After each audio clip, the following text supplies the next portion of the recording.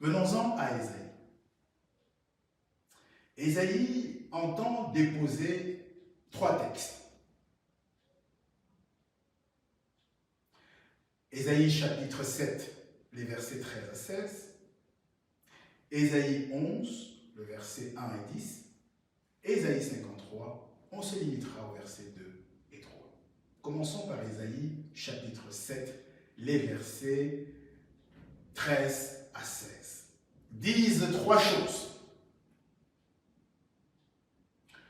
Première révélation, Ésaïe déclare que le Messie, au moment de sa naissance, est totalement inconscient du mal et ignorant du bien. C'est Ésaïe 7 et en particulier les versets 15 et 16. Normal. C'est ainsi que naissent tous les êtres humains. C'est ainsi que nous-mêmes sommes nés.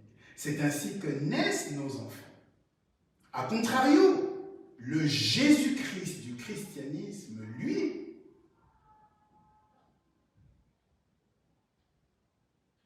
est plutôt un être hybride,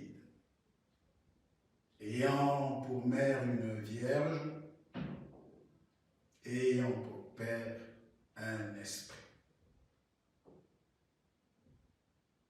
Il est donc arrivé sur la terre en étant déjà de nature divine, dès le moment de sa conception et dès le premier jour de sa naissance à Bethléem, conformément à l'évangile chrétien.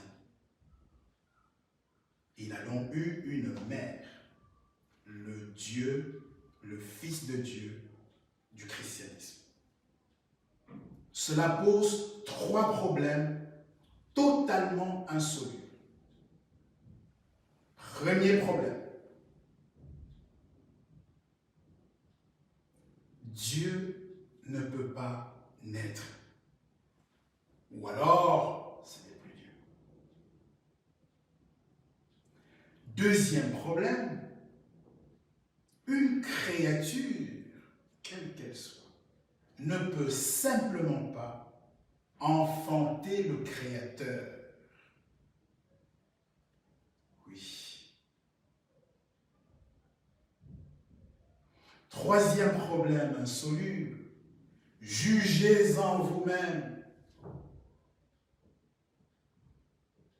Si au moment de sa conception, il était fils de Dieu, si au moment de sa naissance, le premier jour de son arrivée sur cette terre, il était Dieu, comment est-ce possible d'être conjointement Dieu inconscient du bien, ignorant du mal, au point même d'être incapable de rejeter le mal et de choisir le bien, comme le révèlent les versets 15 et 16 d'Ésaïe chapitre 7.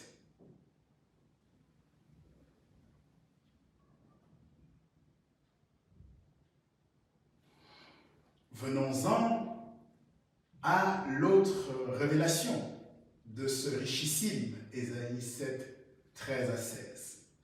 Ésaïe déclare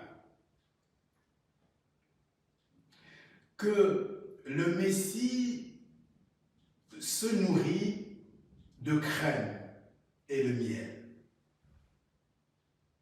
Normal.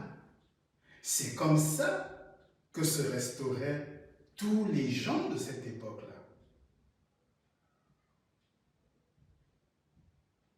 Il a dû apprendre toutes les étapes d'une existence humaine à travers un processus graduel. Comme nos enfants. Il n'est pas né, par exemple, avec des dents dans la bouche. Il a donc dû apprendre à manger, à se nourrir tout seul.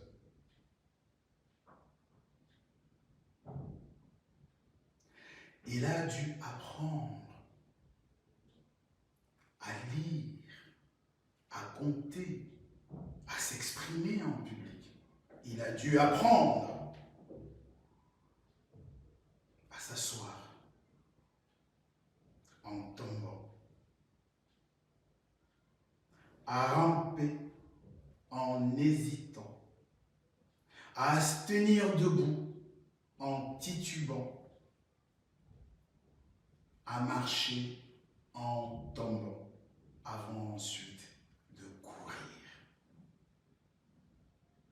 C'est exactement ce qui est écrit dans Luc chapitre 2, les versets 40 et 52, qui disent en substance que le véritable Christ, le Messie,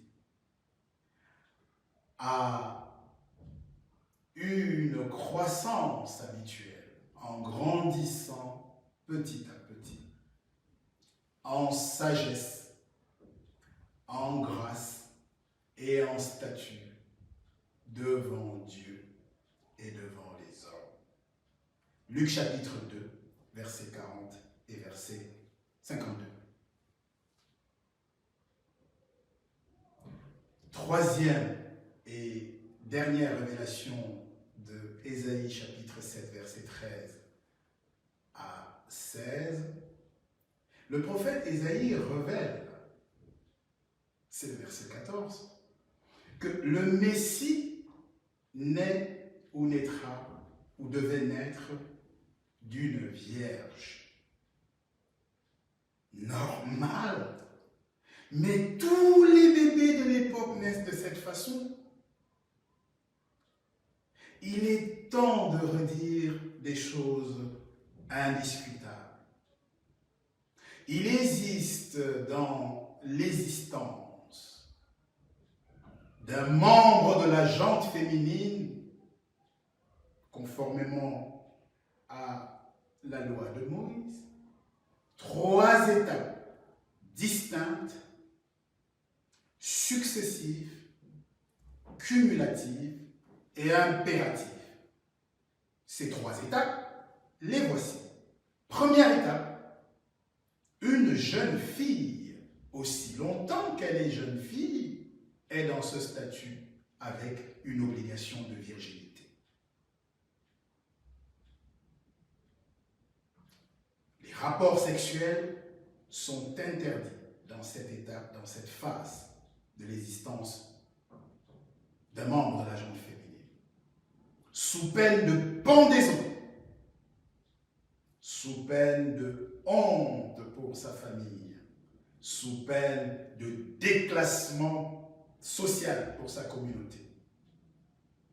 D'où par ailleurs le rite de l'agitation du drap au lendemain des noces, pour vérifier que la virginité, dans la période où cela était dû et obligatoire, a été préservée. Deuxième étape de l'existence d'un membre de la gente féminine, la jeune fille, qui veut dire vierge, vierge égale jeune fille égale vierge, va aller en mariage avec un homme. Elle devient donc une femme. Une femme est donc une jeune fille ou une vierge qui s'est mariée avec un homme, cadre dans lequel les rapports sexuels sont légitimes et recommandés. Troisième et dernière étape du cours de l'existence d'un membre de la gente féminine, la femme devient une mère suite à la fécondation d'avec son mari Et à tout le moins, quand bien même ça serait possible, parce que ça arrivait, comme torse, avec un géniteur mâle. Même les bâtards ont des géniteurs mâles et respectent, arrivent sur la terre par le processus indiscutable, inconditionnel et perpétuel